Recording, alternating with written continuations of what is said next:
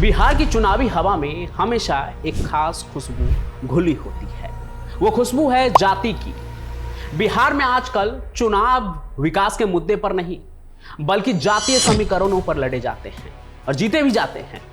और इस जातीय गणित का एक स्याह पहलू भी है और वो है अपराध और बाहुबलियों का उदय। और तो और बिहार के आपराधिक पृष्ठभूमि भी जातियों में बटी हुई है। भूमियारों का बाहुबली, यादवों का बाहुबली, कुर्मी का बाहुबली, राजपूतों का बाहुबली।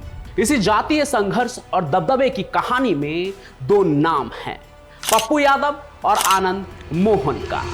ये वो नाम हैं जिन्होंने न सिर्फ बिहार की राजनीति बल्कि यहाँ के अपराध जगत पर भी अपनी गहरी छाप छोड़ी। एक समय में जब ये दो बाहुबली आपस में भिड़े तो सरकार को बिहार में 150 किलोमीटर के एरिया में बॉर्डर सिक्योरिटी फोर्स को उतारना पड़ गया। ये कहानी सिर्फ दो बाहुबलियों की नहीं बल्कि अगड़ी और पिछड़ी जाति के राजनीतिक वर्चस्व से उठे संघर्ष की है, जो दशकों से बिहार को चुनाव के नाम पर खूनी लाल करते आ रहा है। इस कहानी से जुड़ी कोई भी बात अगर आपको भी पता हो तो कमेंट में जरूर लिखिएगा। हम चलते हैं हमारी इस कहानी पर आगे। मैं अगर संसद में होता और समुदाय विशेष को गाली दी जाती, हमें गालियां दी जाती, राख से जीभ खींच के आसन पर उठाते। बिहार में भूमिहार, यादव, राजपूत और कुर्मी हर जाति का अपना अपना प्रभाव रहा है। 80 और 90 के दशक में मंडल कमीशन की सिफारिशों के बाद जब पिछड़ी जातियों को आरक्षण मिला तो बिहार की राजनीति एकदम से बदल गई।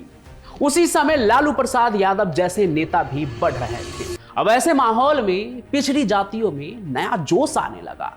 वहीं अगड़ी जातियों के जो लोग थे उनको लगा कि भाई हमारा तो वर्चस्व खतरे में है। और इसी दौर में अपने अपने जातीय हितों की रक्षा और दबदबा कायम करने के लिए बाहुबली नेताओं का उदय होने लगा।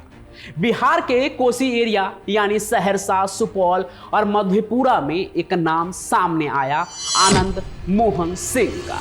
1974 के जेपी आंदोलन से निकले युवा और जोशीले छात्र नेता। शुरुआती दौर में उनकी पहचान एक फायर ब्रांड नेता की थी। 1990 में वो जनता दल के टिकट पर महिषी से विधायक भी चुने गए, लेकिन इससे भी पहले 80 का दशक आते आते वो बाहुबली बन चुके थे। उन्होंने सामाजिक क्रांति सेना का गठन किया।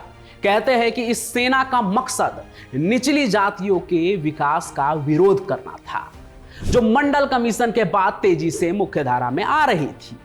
आनंद मोहन खुद को अगड़ी जातियों, खास करके राजपूतों के सबसे बड़े नेता के रूप में इस्टेब्लिश करने में लगे। कोसी क्षेत्र जिसमें सहरसा, सुपौल और मधेपुरा आता है, जैसा कि मैंने पहले भी बताया, वहां उनका खास दबदबा था। वैशाली में भी सिर्फ यही नहीं, उनका गैंग कई हिंसक वारदातों में भी शामिल होने लगा और उनका नाम कई आपराधिक मामलों में भी जुड़ने लगा। वो अपने क्षेत्र में एक तरह की समांतर सरकार चलाने लगे थे, जैसा कोई भी बाहुबली करता है, जहां उनके ही कानून होते थे, उनके ही फैसले होते थे। इनका प्रभाव इतना था कि इन्होंने एक बार तो ऑन ड्यूटी डीएम को भी अपना शिकार बना लिया था, क्योंकि वो डीएम एक दलित डीएम थे। तो जब आनंद मोहन अगड़ी जातियों के रॉबिन हुड बन रहे थे और पिछड़ी जातियों में उनका खौफ बढ़ रहा था, उसी समय पिछड़ों के बाहुबली बनकर उभरे राजेश रंजन उर्फ पप्पू यादव। उनका भी उदय होने लगा। वैसे तो पप्पू यादव का जन्म एक जमींदार परिवार में हुआ था, लेकिन उन्होंने अपनी राजनीति गरीबों, पिछड़ों और दलितों के मसीहा बनने में लगा दिया। उनमें और आनंद मोहन में अंतर बस इतना था कि पप्पू की शुरुआत अलग तरीके से हुई। कहा जाता है कि 12वीं कक्षा में ही उनका नाम एक हत्या के मामले में आया था। इसके बाद वो एक लोकल गैंग में शामिल हो गए और अपने गुरु की हत्या करने के बाद उस गैंग के सरगना बन गए। और बस पूर्णिया और कोसी के सीमांचल इलाके में उनका भी सिक्का चलने लगा। हत्या, अपहरण, मारपीट, बूथ कैप्चरिंग और आर्म्स एक्ट जैसे कई तरह के मामले उनके नाम पर आने लगे। जब ये सब कुछ चल रहा था तभी पप्पू यादव ने 1990 में पहली बार सिंहेश्वर से निर्दलीय विधायक के रूप में चुनाव जीत जाते हैं। आपको याद ही होगा, इसी समय आनंद मोहन महिषी से चुनाव जीते थे।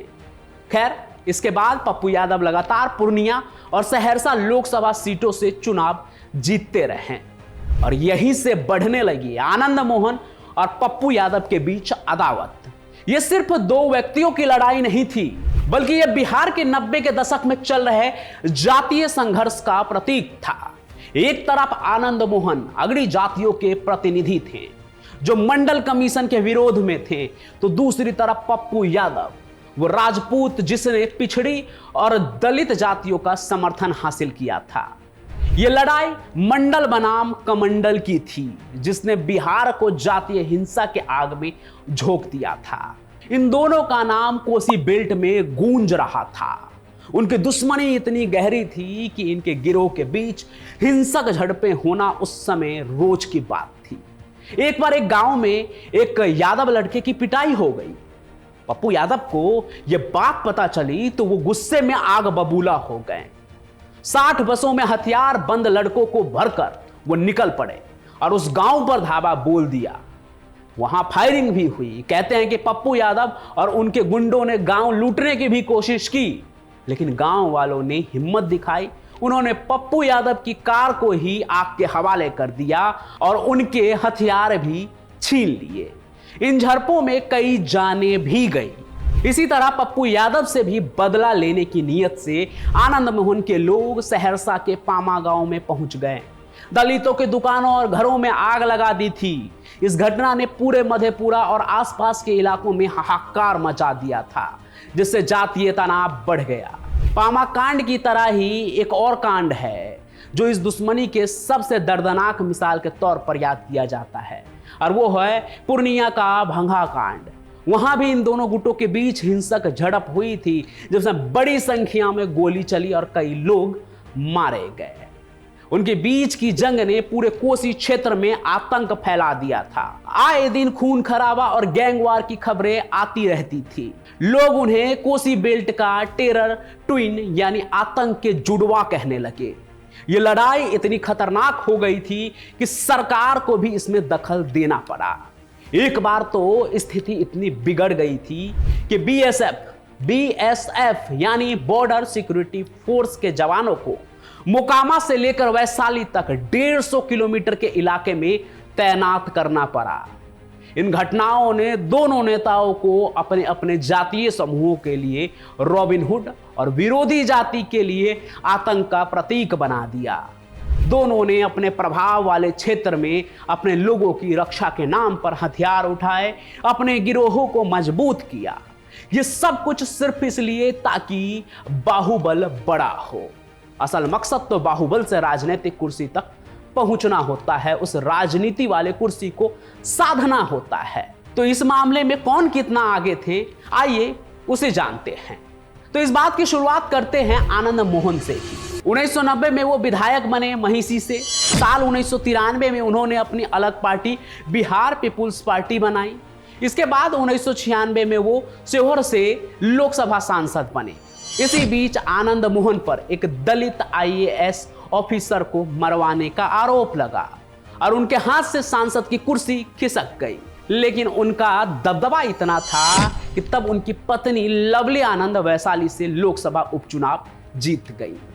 अब आनंद मोहन के बेटे चेतन आनंद भी विधायक है और हाल ही में नीतीश कुमार के साथ आकर उन्होंने अपने पिता की राजनीतिक विरासत को भी आगे बढ़ाया है। वहीं अगर पप्पू यादव की बात करें तो आपको मैंने बताया है कि 1990 में ही वो सिंहेश्वर से विधायक बने। अगले ही साल 1991 में वो सांसद भी बन गए पूर्णिया से, और वहां से 2019 तक कई बार सांसद बनते रहे। और तो और पप्पू ने अपनी पत्नी धर्मपत्नी रंजीत रंजन को भी एक सफल राजनेता बना दिया है। उन्होंने 2004 में सहरसा से और 2014 में सुपौल से लोकसभा सांसद का चुनाव जीता। मौजूदा वक्त में वो छत्तीसगढ़ से राज्यसभा सांसद भी हैं। उनका राजनीतिक सफर पप्पू यादव की गिरफ्तारी और जेल में रहने के दौरान और भी मजबूत हुआ, जिससे पप्पू यादव का भी जो राजनीतिक आधार है, जो एक बेस है उनका पॉलिटिक्स का, वो बना रहा, वो आज भी बरकरार है। लेकिन ना तो पप्पू और ना ही आनंद मोहन किसी ने अपना बाहुबल कम होने नहीं दिया। राजनीति में होते हुए भी उन पर तरह तरह के अपराधों का आरोप जो है वो लगता ही रहा। तो पप्पू यादव का नाम जो है वो सबसे चर्चित माकपा विधायक अजीत सरकार हत्याकांड में आया था।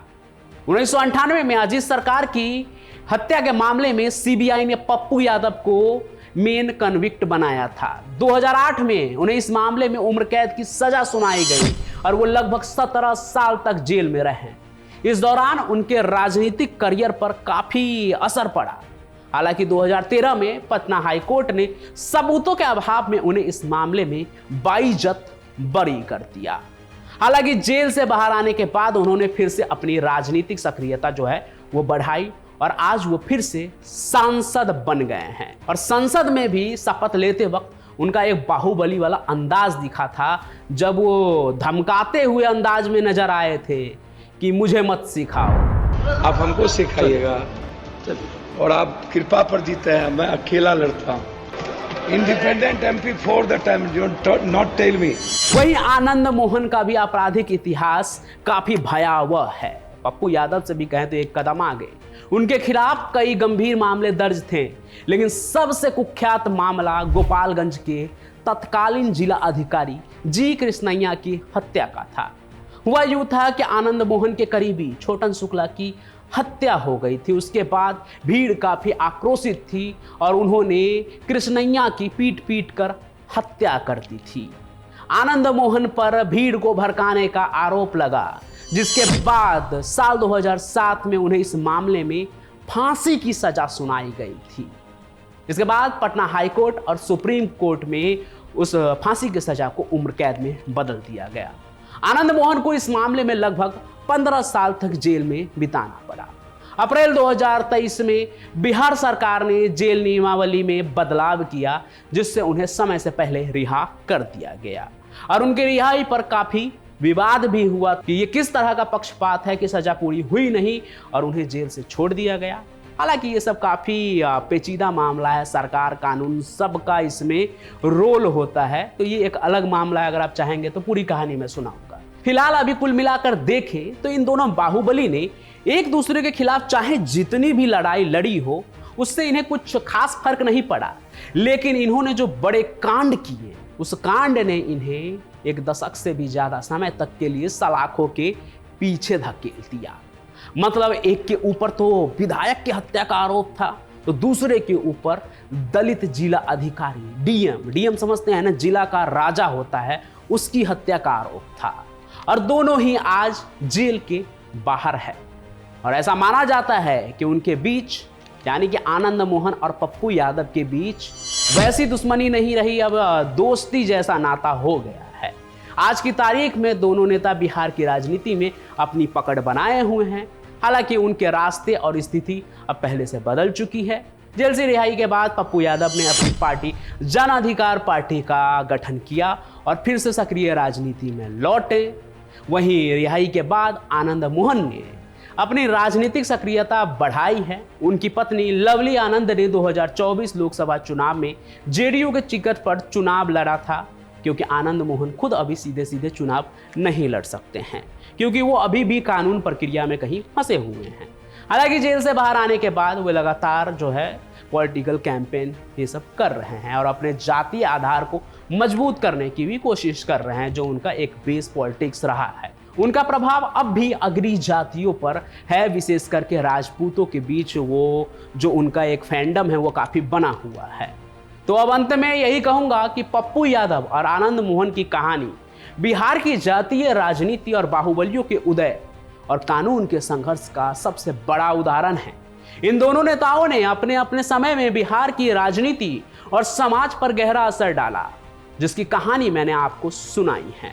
हो सकता है कि बहुत कुछ छूट गया हो, क्योंकि इनके बीच की संघर्ष की कहानी बहुत बड़ी है, छोटी मोटी नहीं है।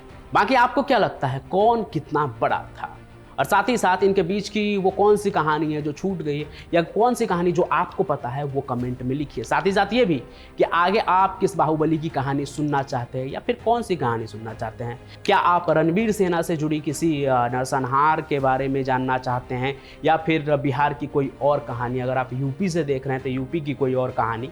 तो बेसिकली मुझे अगर पता चलेगा कि आप मुझसे क्या सुनना चाहते हैं तो मैं वैसी ही कहानी लेकर आऊँगा आप सभी के लिए, क्योंकि कहानियाँ तो मैं आप लोगों के लिए ही सुनाता हूँ। तो आज की इस कहानी को लाइक कीजिए, ज़्यादा से ज़्यादा शेयर कीजिए, कमेंट कीजिए कि आपको क्या देखना है। साथ ही साथ चैनल को सब्सक्राइब भी जरूर कर लीजिए। मैं पंचम प्रकाश यूं ही आपके लिए कहानी लाता रहूँगा। तब तक के लिए आप सभी का बहुत बहुत धन्यवाद।